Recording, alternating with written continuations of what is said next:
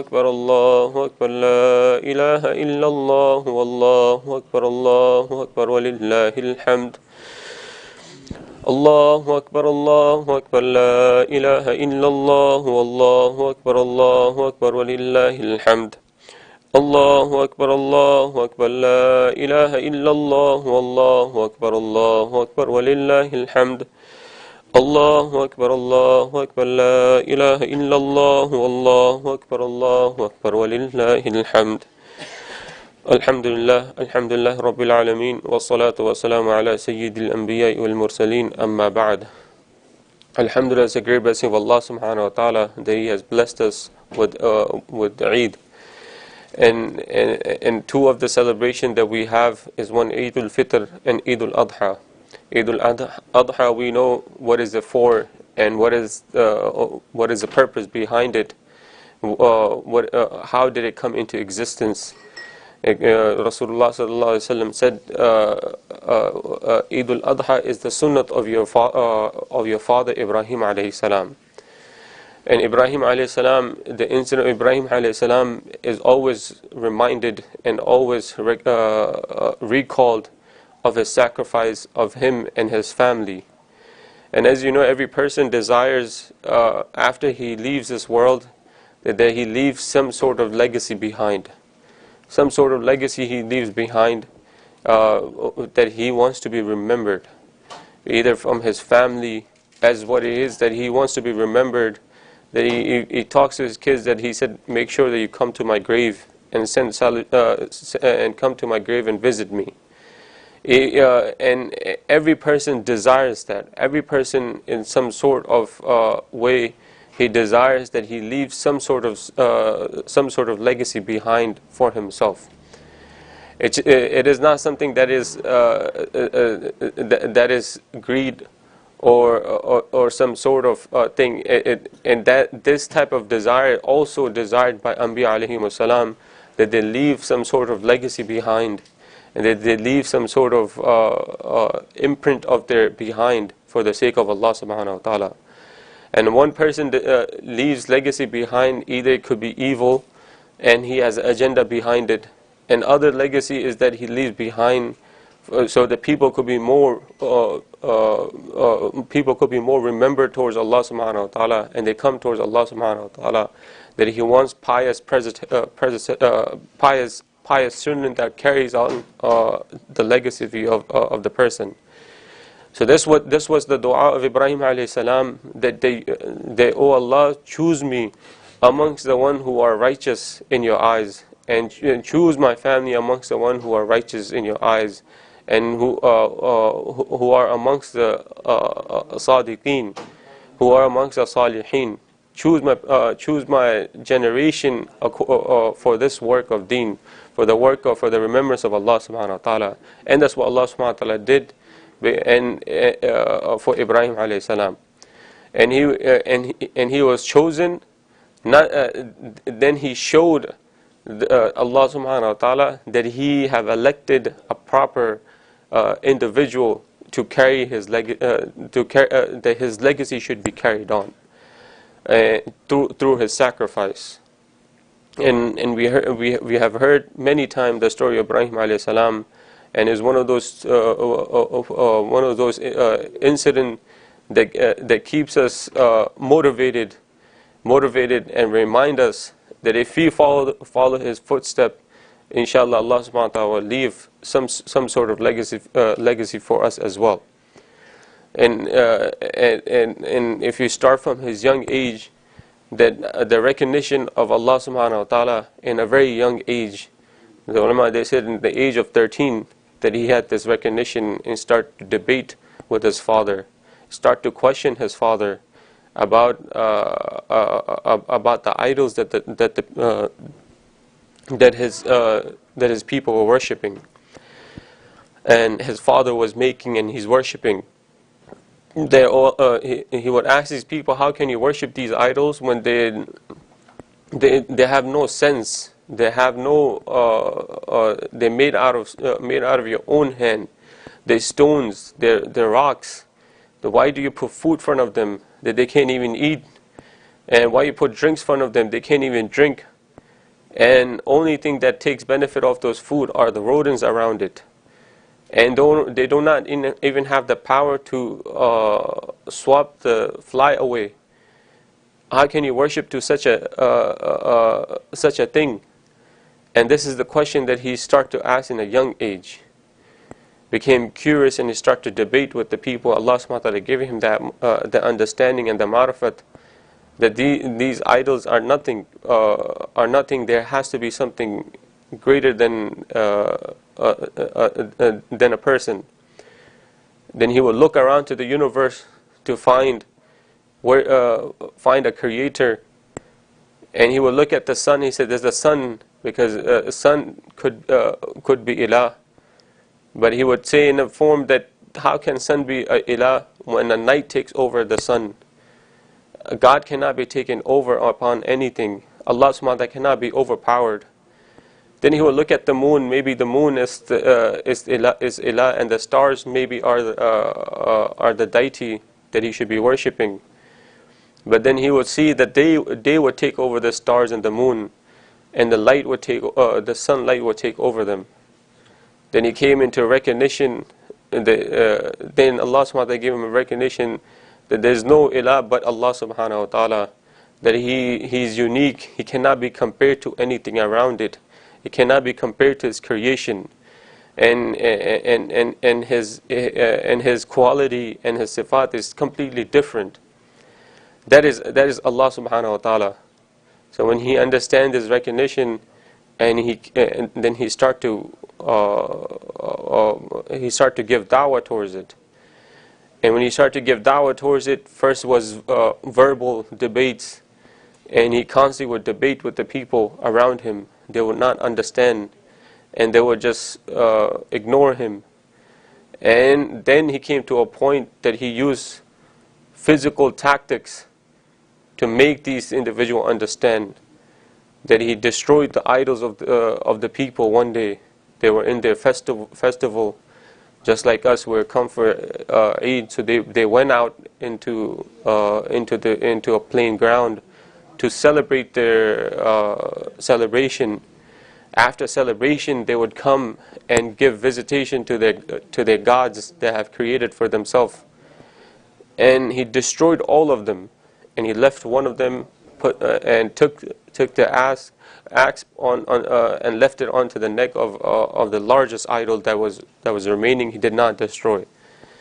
So as the people come they come to the temple, and they see that someone came into their temple and destroyed their gods around, and left only the largest that was there of their god, with the axe on its neck. So they said the only one person that was given us would rebuke our gods. What Ibrahim is Ibrahim, and they call Ibrahim alayhi salam, and they said that, did you do this? So instead of answering them, he said, why don't you ask the God?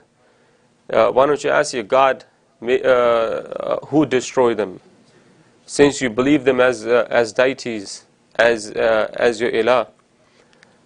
And they understood that he is trying to give a message across, that you worship these idols, they cannot even protect themselves. And they understood this is Ibrahim alayhi salam. And then from there, the complaint went to the king, and the king Namrud, he started to torture Ibrahim alayhi salam in every form or way. They exiled him, and they tried to punish him in every form, to a point they said that let's throw him into the fire, and let's throw him into the fire. And they said the fire was ignited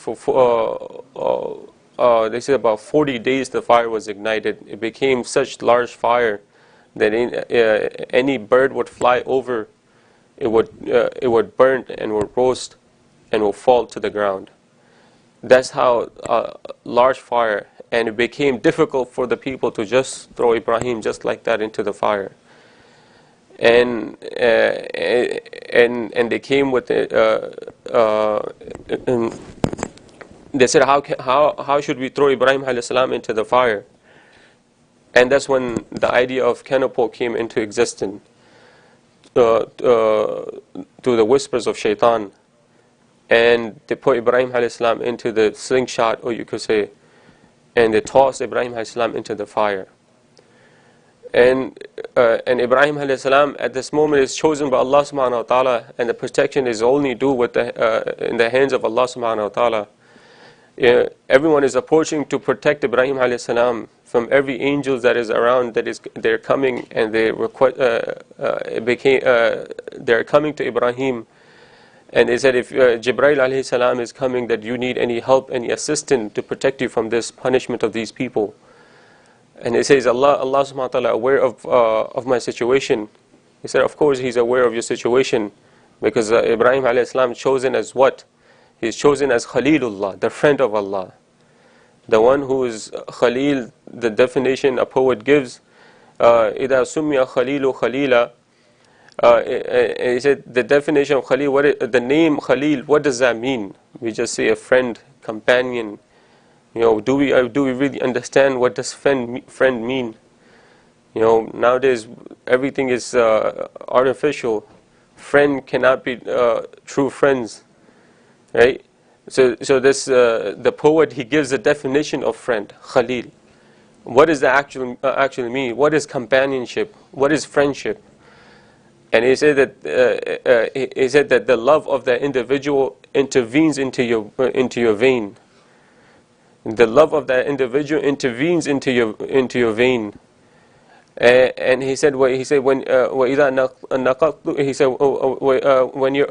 you talk, you only speak of your friend.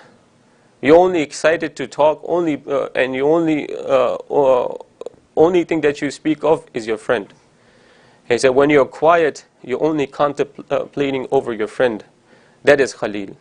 That's what Ibrahim alayhi salam was to Allah subhanahu wa ta'ala.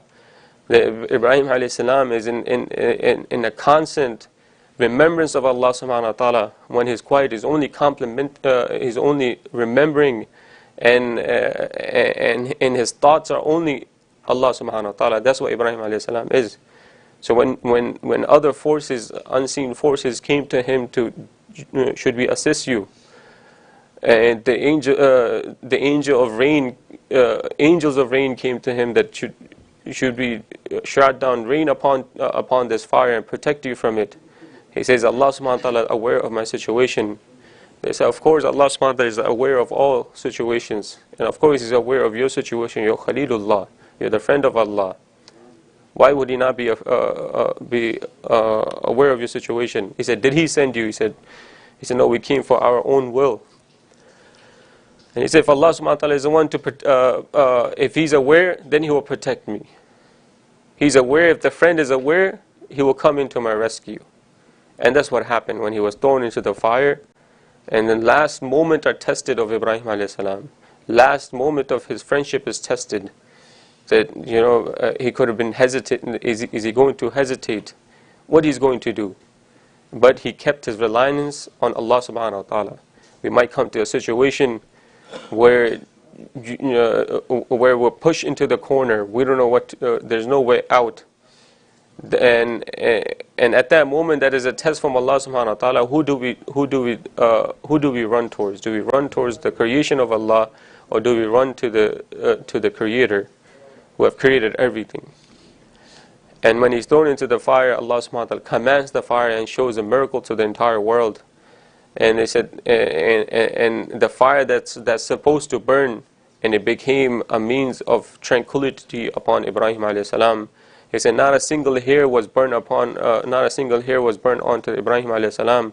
The robes that he was tied with, they were burned, but not a single hair on his body was burned, because Allah subhanahu wa ta'ala commanded the fire became cool and peaceful upon Ibrahim alayhi salam.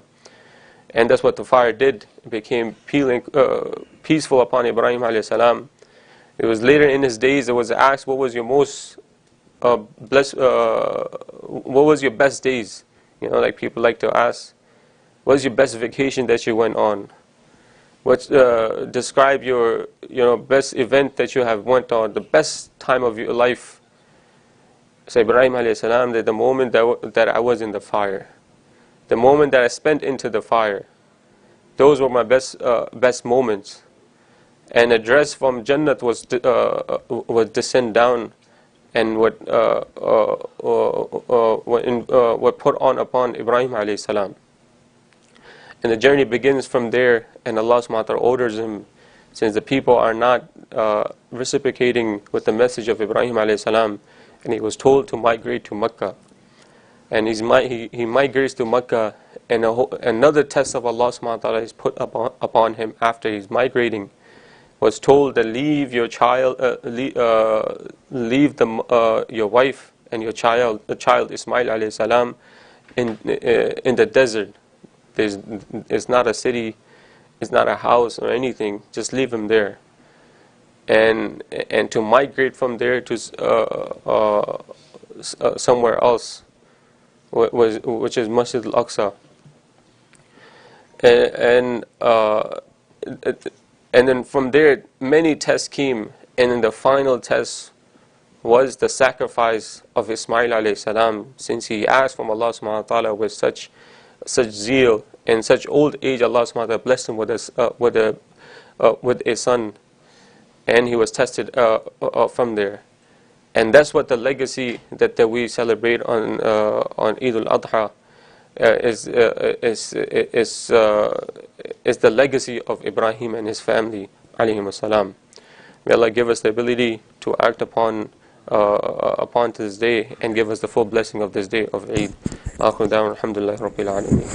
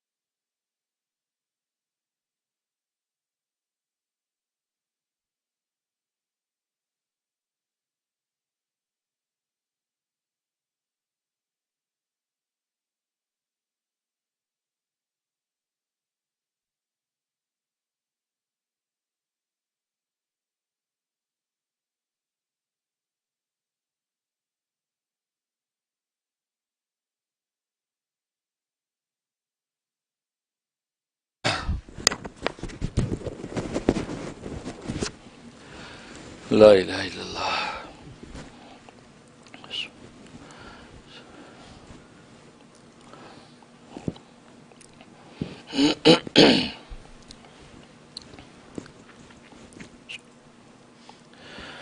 Alhamdulillah.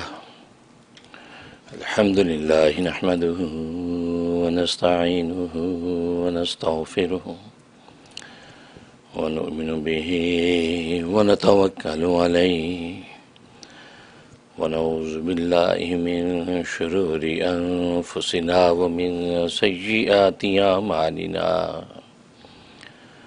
من يهده الله فلا مضل له ومن يضلله فلا هادي له ونشهد أن لا إله إلا الله وحده لا شريك له ولا نظير له ولا مثل له ولا مثال له ونشهد أن سيدنا وسندنا وشفيعنا وشفيع أمرنا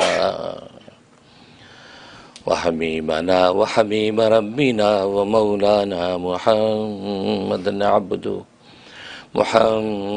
عبده ورسوله أرسله الله إلى كافة للناس بشيرا ونذيرا وداعيا إلى الله بإذنه وسراجا منيرا أما بعد فأعوذ بالله من الشيطان الرجيم بسم الله الرحمن الرحيم لن ينال الله لحومها ولا دماؤها ولکن ینالہ التقوی منکم. بزرگان محترم، برادران عزیز اور میری اسلامی بہنیں، یہ آواز تھوڑی سی اونچی کرو.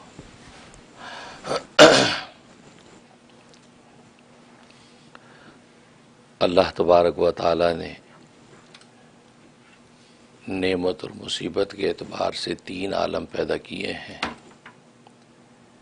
ایک تو وہ عالم ہے جہاں نعمت ہی نعمت ہے، مصیبت کا کوئی شائبہ نہیں ہے. اس عالم کو عالم جنت کہتے ہیں. دوسرا وہ عالم ہے جہاں مصیبت ہی مصیبت ہے، نعمت کا کوئی شائبہ نہیں ہے. اس عالم کو عالم جہنم کہتے ہیں. اور تیسرا وہ عالم ہے جہاں جنت کی سی نعمتیں بھی ہیں اور جہنم کی سی مصیبتیں بھی ہیں. اس عالم کو عالم دنیا کہتے ہیں. گویا کہ دنیا کا عالم جنت کی نعمتوں اور جہنم کی مصیبتوں کا مجموعہ ہے. تو گویا کہ یہ 3 طرح کے عالم اللہ تبارک و تعالی نے پیدا کر رکھے ہیں. لیکن دنیا کا یہ عالم، یہاں پر جنتوں کی سی نعمتیں اور جہنم کی سی مصیبتیں بھی ہیں. تو سوال یہ پیدا ہوتا ہے کہ اللہ تبارک و تعالی انسان کی نفسیات کو جانتے ہیں، بلکہ انسانی نفسیات کے خود خالق ہیں. انسان کو تو نعمت اچھی لگتی ہے کیونکہ نعمتوں سے اس کو راحت ملتی ہے. مصیبت سے انسان بھاگتا ہے. مصیبت انسان کو پسند نہیں آتی، اس لیے کہ اس سے انسان کو کلفت اور تکلیف اور اذیت پہنچتی ہے. تو پھر دنیا کے عالم میں انسان کو بسانے کے لیے جب بھیجا ہے تو یہاں نعمتیں ہی نعمتیں ہوتی، مصیبتوں کی کیا ضرورت تھی؟ ظاہر ہے کہ انسانی نفسیات تو نعمت چاہتی ہے، اذیت اور کلفت تو نہیں چاہتی. تو پھر دنیا میں اللہ تبارک و تعالی نے نعمتوں کے ساتھ ساتھ مصیبتیں کیوں اتاری ہیں؟ تو جواب یہ ہے کہ اصل میں دنیا میں انسان کو بسانے کے لیے نہیں بھیجا، یہاں آزمانے کے لیے بھیجا ہے. ہاں، بسانے کے لیے بھیجا جاتا تو انسانی نفسیات کے مطابق نعمتیں ہی نعمتیں دنیا میں ہوتی، مصیبتوں کا کوئی شائبہ نہ ہوتا. ہاں، جب آزمانے کے لیے بھیجا جاتا ہے، جب امتحان ہوتا ہے، جب کسی چیز کی آزمائش کی جاتی ہے، اب تو ظاہر ہے کہ کبھی نعمت ہے کبھی مصیبت ہے. تو ان دونوں طرح کے حالات کے اندر انسان آزمایا جاتا ہے کہ کس کیلیبر کا انسان ہے، کس لیول کی اس کی روحانیت ہے، کس لیول کی اس کی جسمانی قوت اور طاقت ہے. تو گویا کہ وہ امتحان کے وقت ہی چونکہ آزمایا جاتا ہے اور پہچانا جاتا ہے، اس کے اندر کے جوہر کھلتے ہیں یا اندر کی جہالت سامنے آتی ہے.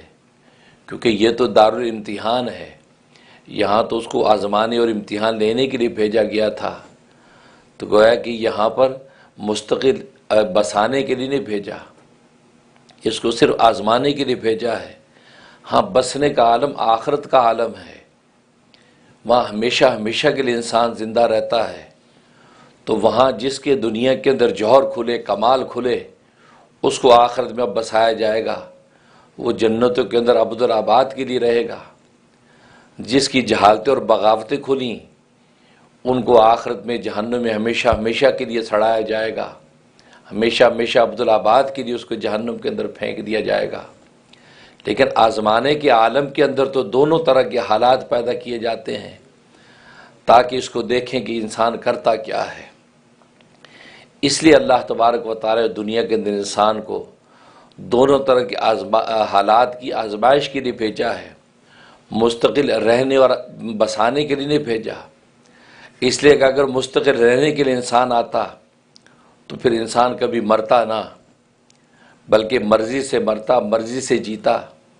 لیکن انسان دنیا میں نہ مرضی سے پیدا ہوتا ہے نہ مرضی سے مرتا ہے. ہاں، بھیجنے والے کے منشا کے مطابق، جیسے دنیا کے ایگزامینیشن ہال کے اندر جب امتحان کے لیے اسٹوڈنٹ اندر داخل کر دیے جاتے ہیں تو مرضی سے اندر انٹر نہیں ہوتے.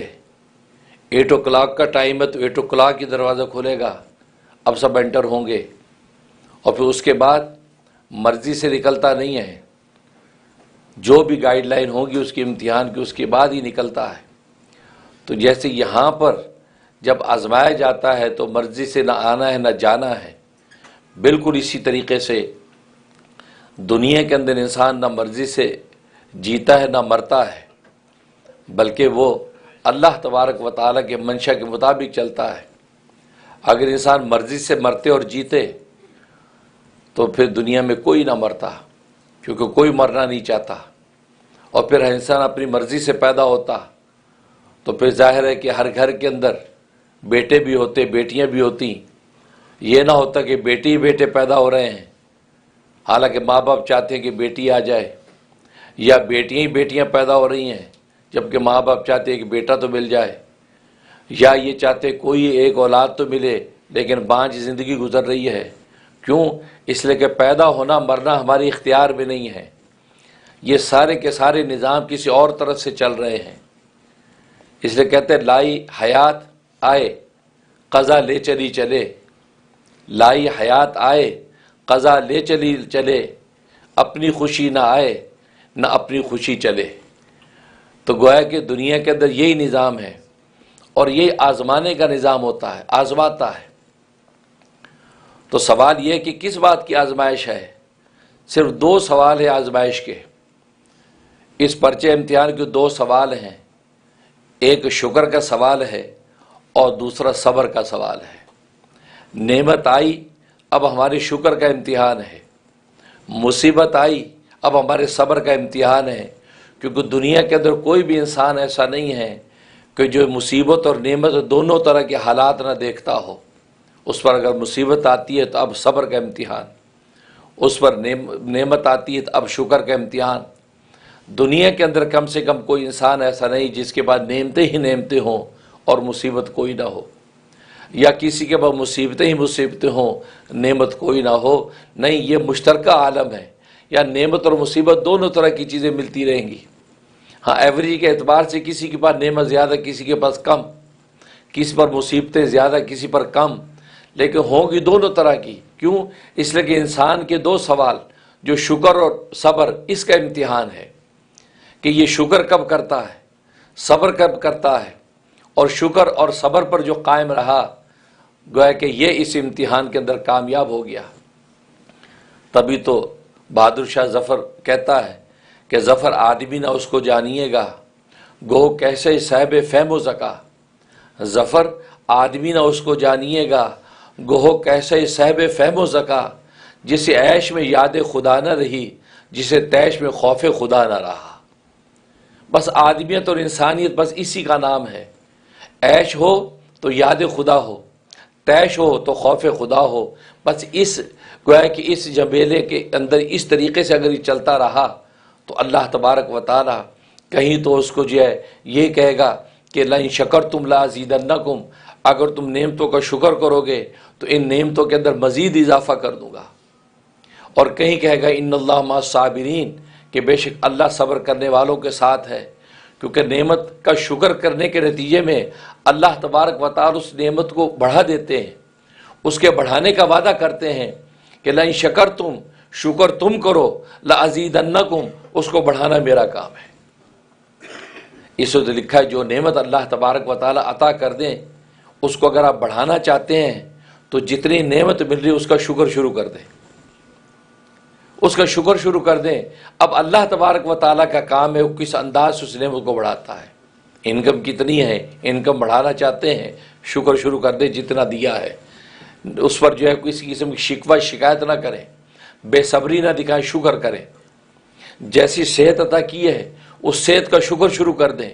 2 رکعت شکرانہ ادا کرنا, شکر دیا اللہ تو نے کم از کم دیکھنے والی آنکھیں تو عطا کی ہیں, سننے والے کان تو دیے ہیں, بولنے والی زبان تو دی ہے, چلنے پھرنے والے پاؤں تو دیے ہیں, دھڑکنے والا دل تو دیا ہے, سوچ فکر والا دماغ تو دیا ہے. اپنی ان قوا کی کا شکر شروع کر دیں, اللہ تبارک و تعالی اس کی قوت میں اضافہ کرنے لگیں گے, کیونکہ قرآن کا وعدہ ہے.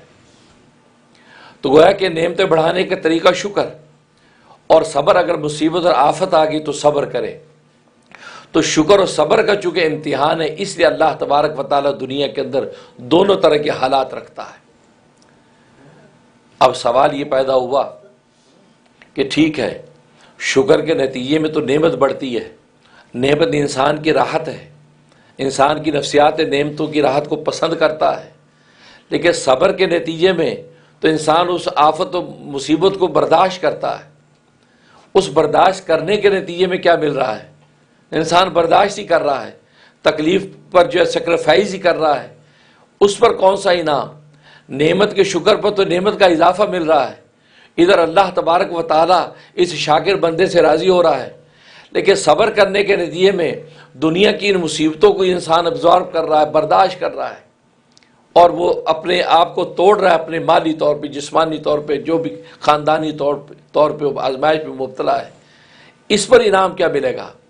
اس پر جو انعام ملتا ہے اس کی نوعیت کیا ہے؟ کس طرح کا انعام ملے گا؟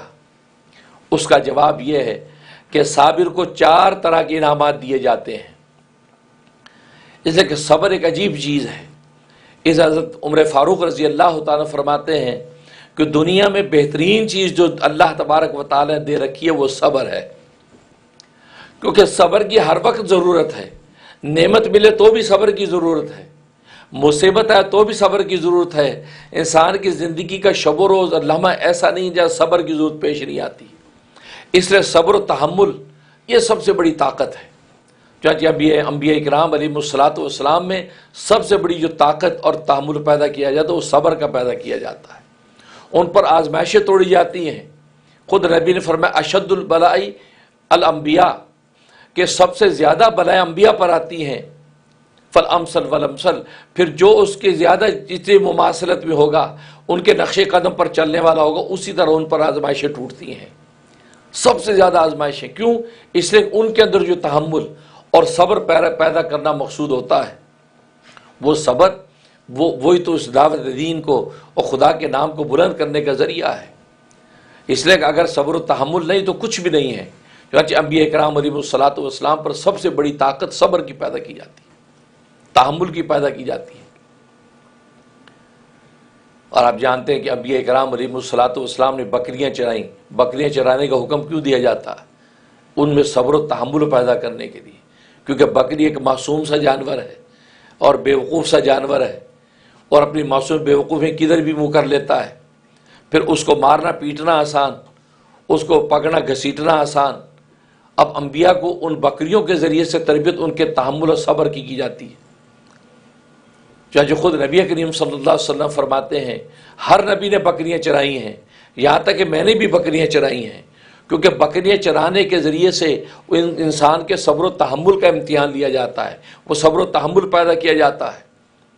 چنانچہ حدیث میں آتا ہے حضرت موسیٰ علیہ السلام بکریاں چرا رہے ہیں، اور طبیعت آپ کو پتہ ہے حضرت موسیٰ علیہ السلام کی جلالی طبیعت، ان کا مزاج جلالی ہے.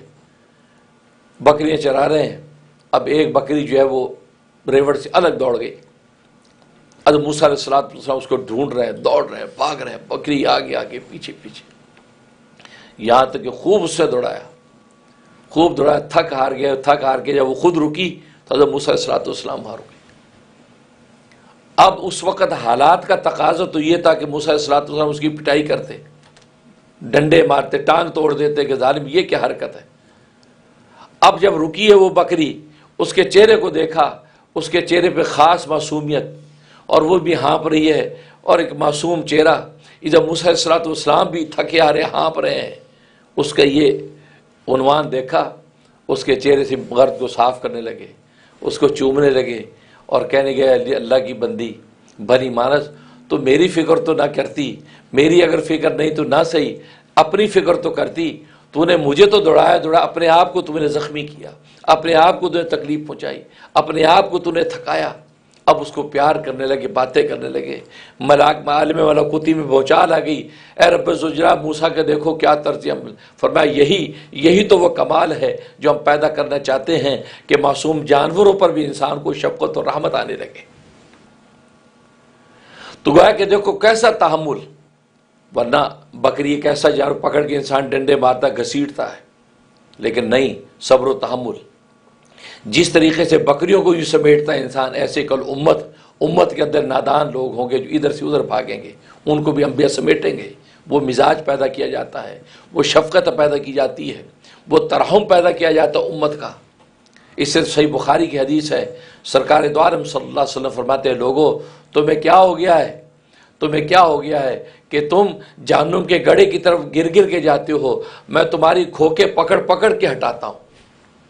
جیسے شمع جل رہی ہو، جنگل کے اندر آگ جل رہی ہو، پتنگے آتے ہیں، پتنگے آ کے اس کے اوپر گرتے ہیں اور جلتے ہیں، بالکل اسی طریقے سے فرمایا تم لوگ بھی اسی طرح جہنم کی آگ کی طرف دوڑ دوڑ کے جاتے ہو، اور میں بڑھ بڑھ کے تمہاری یہ کھوکے پکڑ پکڑ کے ہٹاتا ہوں۔ یہ وہ شفقت ہے کہ جو جہنم کی آگ میں گرنے سے روک رہی ہے۔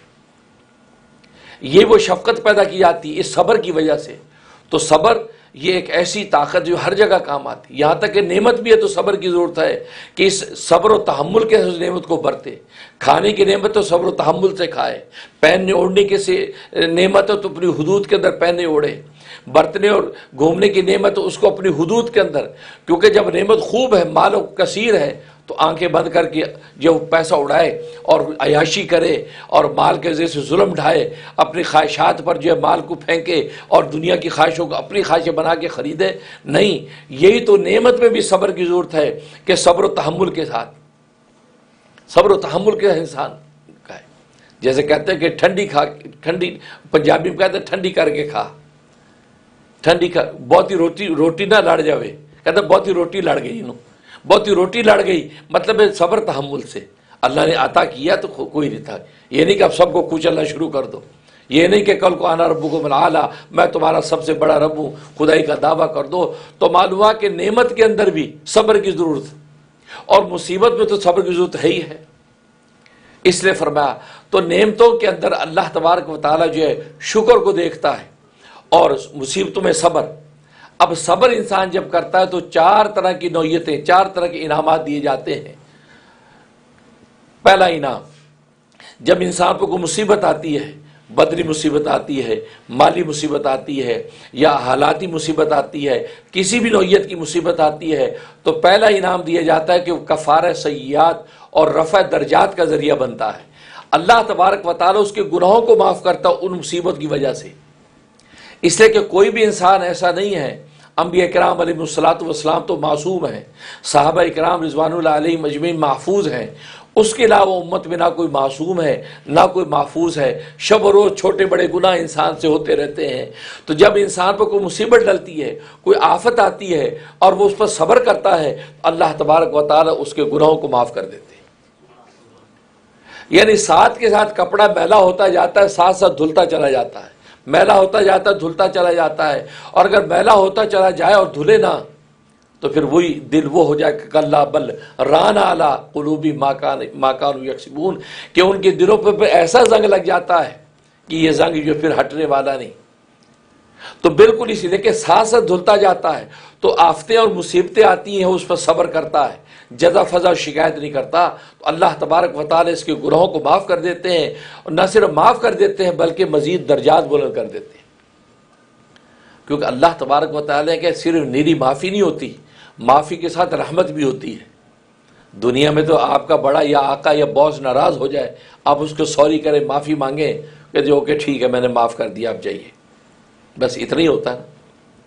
لیکن اللہ تبارک و تعالیٰ صرف معافی پر ٹھہرتے نہیں ہیں، بلکہ معاف کرنے کے بعد مزید پھر رحمت نازل کرنے لگتے ہیں۔ اس لیے جہاں معافی کا ذکر کرتے ہیں وہ رحمت کا ذکر ضرور کرتے ہیں۔ ان اللہ غفور الرحیم، اللہ خوب معاف کرنے والا ہے، اور ساتھ ہی فرماتے خوب رحم کرنے والا بھی ہے۔ کیا مطلب؟ جب کسی بندے کو معاف کرتا ہے تو معاف کرنے کے بعد مزید اس پر رحمت نازل کرنے لگتا ہے، مزید شفقت نازل کرنے لگتا ہے، اور شفقت کا مطلب یہ ہے اس کے مزید اپنے درجے قرب کے بڑھا دیتا ہے، اس کی گناہوں کو نیکیوں سے بدل دیتا ہے، مزید انعامات اکرامات اس پہ کرتا ہے۔ بالکل اسی طریقے سے دنیا میں اگر آپ کا باس آپ کو معاف کر دے آپ کی خطا، اور معاف کرنے کے بعد پروموشن دے دے، معاف کرنے کے بعد مزید آپ کو الاؤنس دے دے، معاف کرنے کے بعد آپ کو بٹھا کے کافی پلائے، معاف کرنے کے بعد آپ کے ساتھ بڑا اچھا جو خاطر مدارت کرے، تو پورا ڈپارٹمنٹ حیران ہو جاتا ہے، یار کمال ہو گئی بھائی، کہاں وہ ناراض تھا ڈپارٹمنٹ سے نکال رہا تھا، اور کہاں یار کمال ہے بھائی، تو کمال سمجھا جاتا ہے. یہ کمال دنیا میں ہر ایک کا ظرف نہیں ہے. اللہ تبارک و تعالیٰ فرماتے ہیں یہ کمال میرا ظرف ہے. میں صرف معافی پر اکتفا نہیں کرتا، معاف کرنے کے ساتھ ساتھ مزید رحمتیں بھی دیتا ہوں. تو پہلا انعام یہ ملتا ہے کہ گناہ معاف ہونے کے ساتھ ساتھ رفع درجات، اللہ تبارک و تعالیٰ اپنا قرب خاص مزید عطا کرتے ہیں، نعمت دنیا کی مزید اس پر بڑھا دیتے ہیں. یہ پہلا انعام. چنانچہ لکھا ہے حضرت عمران ابن حسین رضی اللہ تعالیٰ صحابی ہیں. حسین سواد کے ساتھ ہے، ہا سواد یا نون. یہ حسین نہیں پڑھنا، اس کو حسین پڑھنا ہے. حضرت عمران ابن حسین یہ بیمار، ایسے بیمار ہوئے 40 سال تک بیمار رہے، اور ان کے کمر میں ایک ناسور کا پھوڑا نکلا ہوا ہے جس کی وجہ سے کروٹ نہیں لے سکتے، سیدھے یوں چت لیٹے رہتے تھے. 40 سال اس معذوری میں گزارے، اور اللہ تبارک و تعالیٰ نے ایسا مقام قرب ان کو عطا فرما دیا کہ جس کے لیے جو دعا کرتے فوراً قبول ہو جاتی. لوگ آتے دعا کہ حضرت دعا کر دیں تو قبول ہو جاتی. ایک دن کسی دوست نے کہا کہ حضرت اللہ نے آپ کو ایسا مقام عطا کر دیا کہ آپ مستجاب الدعوات بن گئے ہیں، تو آپ سارے عالم کے لیے دعا کرتے ہیں، ان کے نفع آنکھوں سے دیکھتے ہیں، آپ اپنے لیے دعا کیوں نہیں کر لیتے کہ اللہ مجھے صحت و عافیت دے دے، شفا کلی دے دے، اور یہ ناسور کا پھوڑا ختم ہو جائے. اللہ تو کن فیکون کی طاقت سے چلتا ہے، آپ اپنے لیے دعا کیوں نہیں کرتے؟ کیا بات فرمائی، کہا کہ تمہیں کیا خبر، اس بیماری کی مصیبت کے نتیجے میں اللہ تبارک و تعالی نے دنیا میں مجھے یہ انعام دے رکھا ہے. میں یہ چت لیٹا رہتا ہوں، صبح شام آسمان سے فرشتوں کے آنے جانے کو دیکھتا ہوں. فرشتے آمد جن کی زمین پہ ہوتی ان کا دیدار کرتا ہوں، جو زمین سے ڈیوٹیاں پوری کر کے آسمانوں پہ چڑھتے ان کا دیدار کرتا ہوں. پورا عالم ملکوتی صبح شام دیکھتا ہوں، یہاں تک کہ فرشتے آ کے مجھ سے مصافحہ کرتے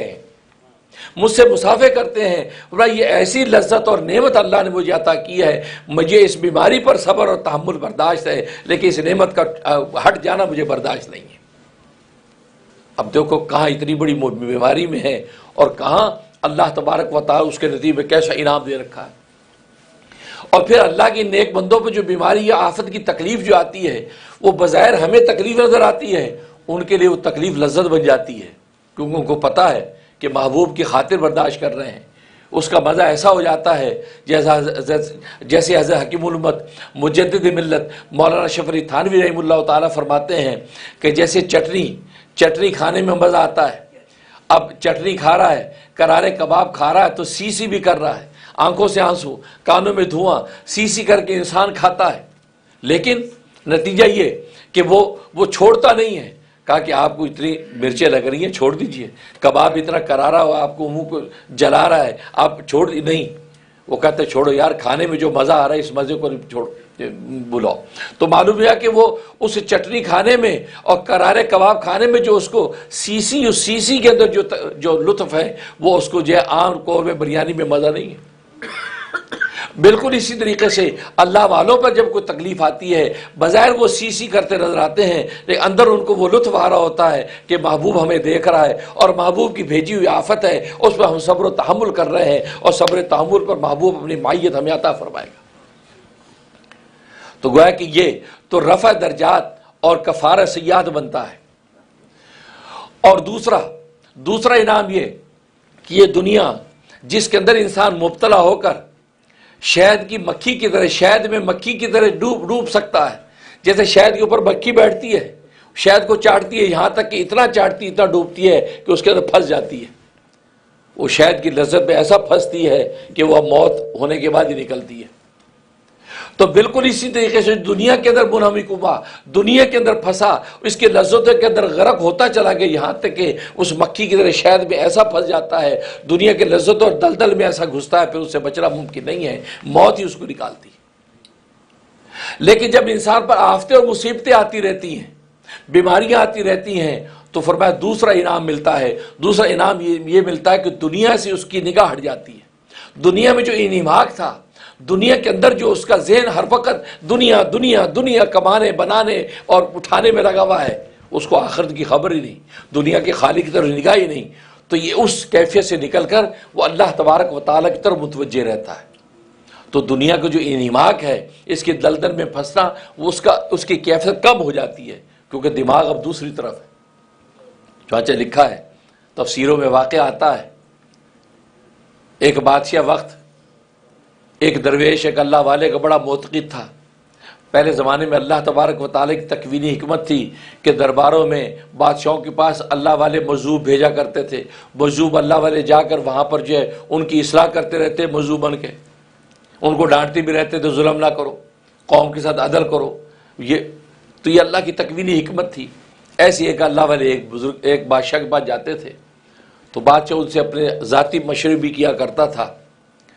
تو مشورہ کیا کہ بھئی کوئی ایسی قوت، مردانہ قوت کی کوئی دوا ہو نا، وہ مجھے چاہیے۔ کہ ٹھیک ہے۔ اب وہ اگلے دن درویش آئے، انہوں نے دوا دے دی۔ اب وہ بادشاہ کو فائدہ ہوا تو اسے دل میں سوچا یار جس درویش کے پاس ایسی زبردست دوائی ہو، ایسا نسخہ ہو، وہ بظاہر کہتا ہے میں اکیلا ہی ہوں، یا اکیلا نہیں، اتنا لگتا ہے کوئی باندھی کوئی لونڈی رکھی ہوئی ہے، کوئی بیوی رکھی ہوئی ہے اس نے۔ اب یہ کہہ کے بادشاہ نے اپنی سب سے زیادہ حسین و جمیل جو باندھی تھی، اس وقت باندیوں کا رواج تھا، شرعی باندیاں لونڈیاں ہوتی تھی، اس کو تیار کر کے اس اللہ والے کے پاس بھیج دیا کہ جاؤ اس کی خدمت کرو، اور کہا کہ خدمت کے لیے بھیج رہا ہوں۔ اب اللہ والے نے نگاہ ہی نہیں اٹھائی، دیکھا ہی نہیں اس طرف۔ اب وہ جتنا صبح سے شام تک وہاں اس سے ٹائم گزارا، واپس آ گئی۔ کہا بادشاہ صاحب اس سے تو مجھے تو نگاہ ہی نہیں اٹھائی۔ کہا کہ اب بیٹھ جاؤ، میں نے کیا خدمت لینی، اب میں وہاں بیٹھ کے آ گئی ہوں۔ بادشاہ بڑے حیران ہوئے ہیں، اچھا جس کے پاس ایسا کوئی نسخہ ہو اور وہ جناب ایسے آرام سے بیٹھا ہو، کیا بات ہے۔ خیر چلو واپس آ گئے۔ ادھر وہ اللہ والے جو درویش تھے وہ اس بادشاہ کی اس شک و شبہ کو پہچان گئے، جان گئے کہ لگتا ہے یہ اس شک و شبہ کے تحت اس نے یہ حرکت کی ہے۔ اب اگلے دن دربار میں آئے، بیٹھ گئے، بادشاہ کہنے لگے تمہارے ساتھ ایک راز کی بات کرنی ہے۔ اچھا، تو اب وہ جناب بادشاہ کے جی فرمائیے۔ فرمایا کہ ہفتے کے 7 دنوں میں آپ کا انتقال ہو جائے گا، آپ مر جائیں گے ہفتے کے 7 دنوں میں، یہ بات کہی۔ اچھا، اب پہلے اس درویش کی ساری باتیں صحیح ہوتی تھی، نصیحتیں اچھی کرتا تھا، اب یہ بات کی تو اسے کہا لو بھی اس کا مطلب ہے اب یہ تو موت سر پہ ہے۔ اس کے بعد وہ درویش چلے گئے۔ اب ادھر بادشاہ صاحب جی دربار میں آ کے سب کچھ ہی بھول گئے۔ انہوں نے کہا بھائی میں تو ویسی ہفتے 7 دن کا آدمی ہوں، بس وہ ادھر کہاں اس کو بنا دیا، اس کو نائب، اس کو جانشین، اس کو کچھ مسلح لے کے بیٹھا، تسبیح اور حضرت اللہ اللہ، وہ بیوی بچے سارے پریشان، بادشاہ سمجھ کیا ہو گیا، ارکان دولت پریشان، بادشاہ سمجھ کیا ہو گیا، چھوڑو کوئی بات نہیں کرو، ٹائم نہیں ہے۔ اب بیچارہ گن گن کے کوئی 7 دن کہہ دیے، اب یہ 7 دن میں موت آنی ہے۔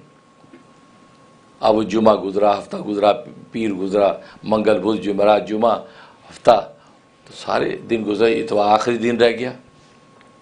اب تو بادشاہ کی بری حالت، نہ کھانے میں مزہ، نہ پینے میں مزہ، نہ سونے میں مزہ، ہر وقت ایک خوف کہ مرنا بھی۔ 7 دن پورے ہو گئے۔ اب دیکھا کہ 7 دن بھی پورے ہو گئے، موت نہیں آئی۔ اب بادشاہ کے سانس میں سانس آیا، کوئی نکلا باہر، دیکھی دنیا دیکھی، باہر ہی نہیں نکلا تھا بیچارہ، اعتکاف میں بیٹھ گیا تھا۔ اب وہ درویش 8ویں دن درویش بھی آ گئے۔ بادشاہ نے کہا کہ آپ نے کہا تھا کہ 7 دن میں موت آ جائے گی، تو مجھے تو کچھ نہیں ہوا، 7 دن بھی گزر گئے ہیں۔ آپ نے کہا تھا کہ ہفتے کے 7 دنوں کے اندر کسی دن موت آ جائے گی، میں تو کچھ بالکل صحیح سلامت ہوں۔ فرمایا میں نے یہی کہا تھا نا کہ ہفتے کے 7 دنوں میں کسی دن موت آئے گی، تو کسی دن ہی آئے گی نا، منگل کو آئے گی، بدھ کو آئے گی، جمعرات کو آئے گی۔ اس بیچارے نے یہ سمجھا کہ 7 دنوں کے یہ جو 7 ڈیز آ رہے ہیں ان میں کسی دن آئے گی۔ فرمایا کہ ہفتے کے 7 ہی دن ہوتے ہیں اور 7 دنوں میں کسی دن ہی آئے گی موت۔ اب وہ بادشاہ سمجھا۔ اب انہوں نے کہہ رہے اس کے بعد آہستہ سے کہا کہ وہ دوا کا اثر کیسا چل رہا ہے، دوا کا اثر کیسا چل رہا ہے۔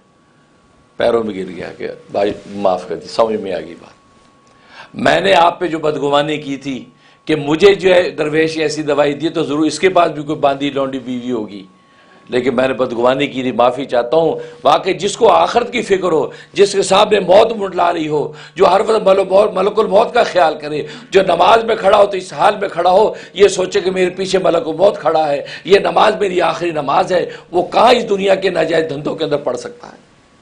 وہ کہاں یہ سوچ سکتا ہے کہ دنیا میں کیا ہونے والا ہے، کیونکہ اس کو تو فکر ایک ہی ہے. وہ تو پھر اعتکاف کے اندر آتا تو بس بیٹھا رہتا ہے خدا کے گھر میں، یا اللہ بس یہاں سے تیرے گھر میں پہنچنا ہے. تو اس لیے دنیا میں جو انہماک تھا، وہ دنیا کے انہماک جو انسان کا جو کم ہو جاتا ہے. تو اس لیے فرمایا کہ یہ انسان کے اندر جب یہ کیفیت پیدا ہوتی ہے تو یہ اللہ کا انعام ہوتا ہے کہ اللہ تبارک و تعالیٰ اس کو دنیا سے ہٹا کے اپنے آخرت کی طرف متوجہ کرتا ہے. اور تیسرا انعام کہ فرمایا کہ انسان کے اندر بدن میں جب کمزوری پیدا ہو جاتی مصیبت سے، مرض سے، آفت سے، تو نتیجہ کیا ہوتا ہے؟ گناہوں کی طاقت کم ہو جاتی ہے. اب ایک آدمی بیمار ہو گیا، اب بیماری میں انسان کو صحت کے علاوہ کسی چیز کی فکر نہیں ہوتی، گناہوں کو بھول جاتا ہے. گناہ تو بدنی کمزوری انسان کو گناہوں سے دور کرتی ہے. آفت مصیبتوں کے جبیلوں میں جب پھنستا ہے تو گناہوں کی عیاشیاں بھول جاتا ہے، تو پھر اللہ تبارک و تعالیٰ کی طرف متوجہ ہوتا ہے. تو فرمایا کہ یہ تیسرا انعام یہ دیا جاتا ہے کہ بدنی کمزوری یا آفت و مصیبتوں کی وجہ سے سوچ و فکر جب منتشر ہو جاتی ہے تو پھر اس کو یہ خدا کے سوا کوئی چیز یاد نہیں رہتی. پھر اس وقت وہ خدا کو یاد کرتا ہے، اور اللہ تبارک و تعالیٰ اس وقت بھی اس کو خالی ہاتھ نہیں چھوڑتے، ضرور اس کی جھولی کو بھر دیتے ہیں. یہ تانا نہیں دیتے کہ آج تک تو نے مجھے یاد نہیں کیا، اب تجھے یاد کرتا ہے. نہیں، اللہ تبارک و تعالیٰ پھر بھی اس کو نوازتا ہے. تو تیسرا انعام یہ دیا جاتا ہے کہ بدنی کمزوری جب انسان پہ آتی ہے، ضعف آتا ہے، تو پھر آٹومیٹکلی گناہ یہ نہیں چھوڑتا، گناہ اس کو چھوڑ جاتے ہیں. اب بڈھا فرتوت جب ہو گیا تو بڑھاپے میں جا کے گناہ اس کو چھوڑ دیتے ہیں. خود تو گناہ نہیں چھوڑے تھے آج تک، لیکن بڑھاپے میں گناہ اس کو چھوڑ جاتے ہیں. اب گھٹنوں میں جان نہیں ہے، ٹخنوں میں طاقت نہیں، ہاتھ پیر میں راشا ہے، اب پورا کا پورا وجود کانپ رہا ہے، گناہ کہاں سے کرے گا؟ گناہ اس کو چھوڑ جاتے ہیں. اسے کہتے ہیں کہ قبل اس کے کہ گناہ تمہیں چھوڑ جائیں، تم گناہوں کو چھوڑ دو تو اللہ تبارک و تعالیٰ کیا تمہارا مرتبہ متعین کر دیا جائے گا. اللہ اکبر. تو اس لیے فرمایا بدنی کی کمزوری بھی یہ ہوتا ہے. اور چوتھا انعام یہ دیا جاتا ہے کہ دنیا کے اندر جب آفت مصیبتیں ڈال دی جاتی ہیں تو گویا کہ اس گناہ کی سزا دنیا میں نمٹ جاتی ہے. دنیا میں نمٹ جاتی ہے. یہ بہتر اس سے کہ آخرت کی سزا کے اندر مبتلا ہو، کیونکہ دنیا کی سزا میں اگر پکڑا گیا تو کوئی بات نہیں، اس آفت مصیبت کی وجہ سے آخرت میں پاک صاف ہو کر پہنچے گا. چاچی حدیث میں آتا ہے ایک مسلمان مرنے کے وقت میں اس کے دل میں چاہت ہوئی کہ زیتون کا تیل پیوں، زیتون کا تیل پینے کو جی چاہا. اور دوسری طرف ایک یہودی کافر وہ مرنے لگا، اس کے دل میں چاہت پیدا ہوئی کہ مچھلی کے کباب کھاؤں، مچھلی کھاؤں، فش اس کے دل میں آیا. اب اللہ تبارک و تعالیٰ نے دو فرشتے بھیجے. ایک فرشتہ مسلمان کے پاس بھیجا، کہا کہ اس کے وہ الماری اور طاق کے اندر زیتون کا تیل پڑا ہے، اس زیتون کے تیل کی بوتل کو گرا کے توڑ دو، کہیں وہ پی نہ لے. لہذا وہ گیا، اسے زیتون کی بوتل گرا دی اور ٹوٹ گئی، زیتون ضائع ہو گیا. گھر والوں کو جب اس نے کہا زیتون پینا ہے، کہا کہ لے کے آتے ہیں. جب گئے کہ بوتل ٹوٹ گئی. وہ تو زیتون تھا، وہ تو ٹوٹ گیا، اب کہاں سے لائے؟ اب وہ بیچارے کو بڑی تکلیف مسلمان کو کہ زیتون پینے کو جی چاہ رہا تھا، ملا نہیں. ادھر یہودی کافر اس نے کہا کہ مچھلی کھانے کو دل کر رہا ہے. تو گھر کے ساتھ ہی تالاب تھا، اللہ تبارک و تعالی نے فرشتہ بھیجا، کہو کہ اس کے تالاب میں مچھلی نہیں، مچھلی جا کے ڈال دو وہاں. فرشتے نے وہاں جا کر مچھلی ڈال دی. آپ نے یہاں تو نہیں دیکھے ہوں گے، بنگلہ دیش میں دیکھے ہوں گے. بنگلہ دیش میں گھروں کے ساتھ تالاب ہوتے ہیں. میں بنگلہ دیش کیا تو وہاں ہم نے دیکھے وہ تالاب ہوتے ہیں، اس کے اندر مچھلیاں ہوتی ہیں. وہ کہتے ہیں کہ مہمان وغیرہ آ جائے تو اسی میں سے پکڑ کے جلدی سے مچھلی کھلاتے ہیں. تو وہاں خوب مچھلی کا آپ کو پتہ ہے بنگلہ دیش میں زور شور ہے. خیر ہم جب گئے تو ہم نے خوب مچھلی کھائی. تو ہر گھر کے ساتھ تالاب ہوتے ہیں، تو تالاب میں مچھلی ڈال دی. اب وہ گھر والوں نے مچھلی پکڑی تو مچھلی نکل آئی، اور کو بھون کے اس کو کھلا رہے. خیر یہ سب اپنی اپنی خواہش کے مطابق دونوں کا انتقال ہو گیا. تو وہ دونوں فرشتے آپس میں ملاقات کرتے تو بڑے حیران ہوتے کہ یار یہ کیا ماجرا ہے، کیا ماجرا ہے کہ اللہ نے اس مسلمان جو مخلص بیچارہ اس کو زیتون نہیں پینے دیا اور بیچارہ اسی حسرت میں مر گیا، اور وہ کافر یہودی اس کو اللہ نے مچھلی باقاعدہ ڈلوائی تالاب میں، اور اس کو جو ہے اسے کھایا پیا جی بھر کے، اس کے بعد دنیا سے گیا. اب آپس میں بات کر رہے ہیں کہ یار اس میں کیا لاجک ہے. کبھی ہمیں تو سمیت اللہ سے پوچھتے ہیں. یہ دونوں فرشتے اللہ کے سامنے حاضر ہوئے. رب الجلال، ہم تو آپ کے حکم کے پابند ہیں، جو حکم دیا ہم نے کر دیا، لیکن یہ حکم آپ نے دیا ہمیں سمجھ میں نہیں آیا، یہ مسئلہ وجہ کیا ہے؟ اس پر اللہ تبارک و تعالیٰ نے عجیب بات فرمائی، یہ وہ راز ہے جو دنیا میں مصیبتیں آفتی آتی ہے تو اس کے پیچھے یہ وہ راز تھا۔ فرمایا کہ اصل میں یہ جو یہودی تھا، یہودی کافر جو دنیا کے اندر نیک کام کرتا رہا، غریبوں کی خدمت، دوسروں کے ویلفیئر کے کام، رفائی کام، دنیا میں جو بھی نیک کام کرتا رہا، میں نے ہر نیک کام کا بدلہ اس کو دنیا میں دیتا رہا، سارے نیک کاموں کا بدلہ دنیا میں اس کا میں نے نمٹا دیا۔ فرمایا ایک نیک کام اس کا باقی تھا جس کا ابھی کوئی بدلہ نمٹانے کا موقع نہیں آیا تھا، اور یہ اب میرے پاس آنے والا تھا۔ اگر میرے پاس آتا تو میرے ہاں تو اصول یہ ہے کہ یہاں ایمان کی بنیاد پر فیصلے ہوتے ہیں، ایمان اس کے پاس ہے نہیں تو وہاں پر میں اس کو کیا دوں گا؟ تو میں نے یہ سوچا کہ اس نے ابھی خواہش کی مچھلی کی تو یہ بہترین موقع تھا کہ اس کا احسان دنیا میں اتار دیا جائے، تو میں نے اس کی خواہش کو پورا کر کے مچھلی تالاب میں ڈال دی، اس کا وہ جو احسان تھا دنیا میں وہ بھی پورا کر دیا۔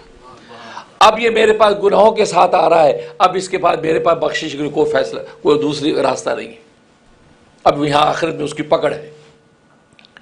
اور ادھر مسلمان، فرمایا کہ یہ مسلمان جو ہے دنیا کے اندر جو بھی یہ اس کے گناہ ہوتے رہے، ان گناہوں کو، ان کی مصیبتوں، آفتوں، تکلیفوں، حسرتوں پر میں معاف کرتا رہا۔ بیمار ہوا تو گناہ معاف ہوئے، مصیبت ہے تو گناہ معاف ہوئے، یہاں تک کہ حدیث میں آتا ہے ایک جیب میں پیسے ڈالے اور وہ بھول گیا، دوسری جیب میں ڈھونڈا، ٹینشن ہوئی تھوڑی سی، فرمایا اس پر بھی گناہ معاف ہو جاتا، اس پر گناہ معاف ہو جاتا۔ ہمارے کارڈ ڈکلائن ہوتے ہیں نا، یار کارڈ ڈکلائن، اچھا دوسرا کارڈ ڈکلائن، دونوں کارڈ اور ہے ہی نہیں، کیش بھی، ٹینشن ہوئی، پریشانی، اس پر گناہ معاف ہوتے ہیں۔ آپ کو تو بجائے شرمندگی ہوتی ہے لیکن اس ٹینشن پہ گناہ معاف ہوتے ہیں، یعنی مومن کی زندگی کتنا نفع ہی نفع ہے۔ تو فرمایا کہ میں نے اس کے سارے گناہ معاف کر دیے تھے، اس کے ایک گناہ باقی تھا۔ اب کوئی ایسی صورت نہیں بن رہی تھی کہ اس کی تکلیف ہو تو میں اس کے گناہ معاف کروں۔ جب اس نے یہ تمنا کی زیتون کا تیل پلاؤ، تو اس سے اچھا موقع کوئی نہیں تھا کہ یہ زیتون تیل پینا اس کی حسرت بن جائے، اس حسرت کے نتیجے میں اس کا گناہ معاف کر دوں۔ لہذا میں نے اس کی بوتل توڑوا دی اور اس حسرت کے ساتھ دنیا سے گیا، اس حسرت کی وجہ سے میں نے اس کے وہ آخری گناہ بھی معاف کر لیے۔ اللہ، اب یہ میرے پاس جو آ رہا ہے، اب میرے پاس جو یہ بالکل گناہوں سے پاک صاف ہو کر آ رہا ہے، اب آئے گا، اب اس کے جنت کے دروازے اس کے لیے کھل دیے گئے۔ تو دیکھو صبر کی وجہ سے 4 انعامات، اور ظاہر ہے یہ جو مہینہ ذی الحجہ کا، یہ حج کے مہینے، یہ ساری داستان صبر پر ہے۔ یہ 3 صابرین ابراہیم خلیل اللہ اور ان کی بیوی ہاجرہ، ان کا بیٹا جو ہے اسماعیل ذبیح اللہ، یہ 3 صابرین کی داستان ہے۔ یہ حج اور قربانی کی جو عبادتیں آج ہم کر رہے ہیں، یہ 3 صبر کرنے والوں کی۔ حضرت ابراہیم علیہ السلام نے صبر کیا، سب سے بڑا صبر یہ کیا، اس بچے کو بے آب ہو گیا، جنگل کے اندر چھوڑ کر آ گئے۔ انسان اپنی چہیتی بیوی، اپنے معصوم بچے کو جنگل بیابان میں چھوڑ کے جب واپس لوٹے گا تو صبر و تحمل کا کتنا بڑا مظاہرہ کرے گا۔ اور وہ چھوڑ کے آ گئے، اور حدیث میں آتا ہے جب واپس لوٹ رہے ہیں بیوی حیران ہے کہ کیا یہ کیا کر رہے ہیں آپ، اس جنگل میں ہمیں چھوڑ کے جا رہے ہیں، یہاں نہ پانی نہ انسان، یہاں تو جنگل کے درندے، یہ نہ سایہ، آپ کہاں جا رہے ہیں؟ تو ہاجرہ پیچھے پیچھے دوڑ رہی ہیں کہ آپ یہ کیا کر کے جا رہے ہیں معصوم بچے کو۔ اور وہ ہاجرہ، وہ اپنے وقت کی ایک حسین شہزادی، کیونکہ شاہی خاندان کی یہ لڑکی تھی، حسین و جمیل خاتون، معصوم بچہ اس کے پاس۔ حضرت ابراہیم علیہ السلام خود بھی جو ہے وہ حسن و جمال کا پیغمبر، لیکن وہ چھوڑ کے جا رہے ہیں، وہ اور لڑکی پیچھے دوڑ رہی۔ اب وہ پوچھ رہے کہ آپ کیوں ایسے چھوڑ کے جا رہے ہیں؟ کوئی جواب نہیں، وہ ساتھ ساتھ دوڑ رہی ہیں اور وہ چلتے جا رہے ہیں، یہاں تک کہ حضرت ہاجرہ نے کہا کیا اللہ نے آپ کو حکم دیا ہے؟ کیا اللہ نے آپ کو حکم دیا کہ ہمیں یہاں چھوڑ جائیں؟ اس پہ اتنا فرمایا نعم، اس سے زیادہ نہیں۔ آپ سوچے صبر و تحمل کا کیا پہاڑ ہوگا۔ آج ہم تھوڑی سی بیوی بچوں سے رخصت ہو کے جا دیجیے، پاکستان جا رہا ہوں، بیٹھے گھنٹوں باتیں کرتے رہتے ہیں، اپنی جذبات شیئر کرتے رہتے ہیں، وہاں نہیں، بس وہ چھوڑ کے جا۔ اب سوچے صبر و تحمل کا پیکر جا رہا ہے، اتنا لفظ بولا نعم، بس ہاں، کوئی ڈیٹیل نہیں۔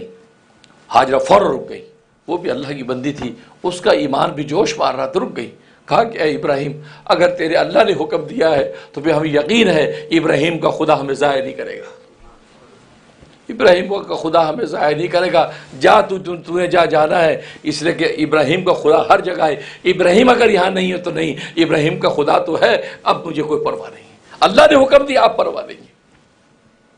جیسے ابلیس نے کہا تھا بیٹے کو ذبح کرنے جا رہے ہیں، پکڑو روکو، کہا کہ کیوں، وہ تو بیٹے سے بڑا پیار کرتے ہیں، کہا کہ نہیں وہ سمجھتے ہیں اللہ نے حکم دیا ہے، اچھا اللہ نے حکم دیا ہے، پھر اللہ نے حکم دیا تو میرا ایک بیٹا نہیں 1000 بیٹے بھی ہو تو قربان کرتی ہوں۔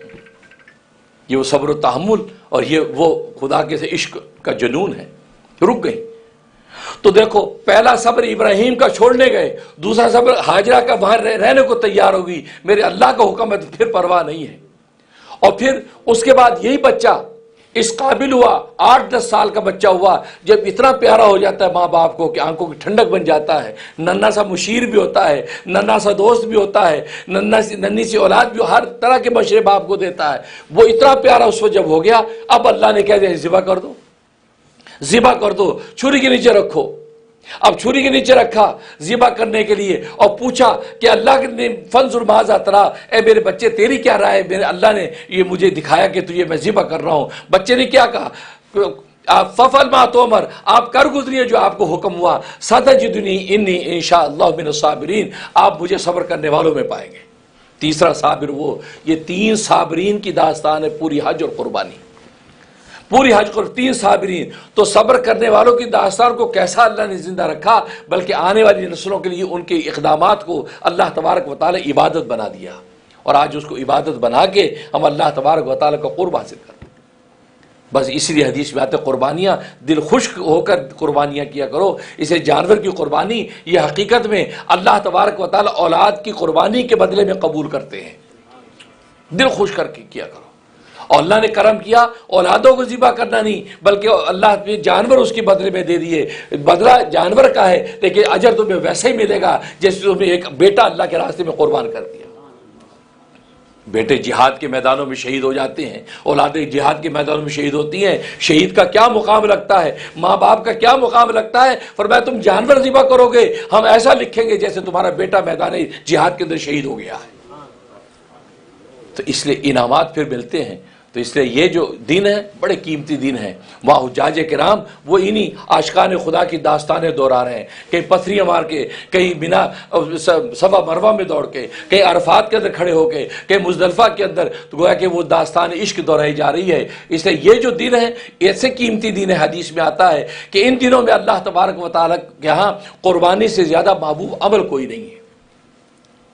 اسی 3 دن جو ہے ذی الحجہ کا 10 ذی الحجہ 11 12 3 دنوں کے اندر اللہ تبارک و تعالیٰ گویا کی داستان دہراتے، اور پھر 9 ذی الحجہ سے فجر سے لے کے 13 ذی الحجہ کی عصر تک گویا کہ تکبیرات تشریق کا حکم دیا۔ اور یہ تکبیرات تشریق کیا ہے، یہ انفاس قدسیہ کی کلمات کا مجموعہ ہے۔ اس لیے کہ جب ذبح کرنے بیٹھے تھے ابراہیم، کہا تھا اللہ اکبر اللہ اکبر، چھری چلائی تو اسماعیل بولے تھے لا الہ الا اللہ واللہ اکبر، اور جبرائیل آسمان سے فوراً اترے اور مینڈا نیچے ڈال دیا اور انہوں نے کہا اللہ اکبر وللہ الحمد۔ تو پہلے ابراہیم خلیل اللہ بولے، پھر اسماعیل ذبیح اللہ بولے، پھر جو ہے وہ سید الملائکہ جبرائیل جو ہے رسول اللہ بولے، یہ تین جو آسمان قدسیہ نے جب یہ کلمات بولے ہیں تو وہ مینڈا ذبح ہو گیا۔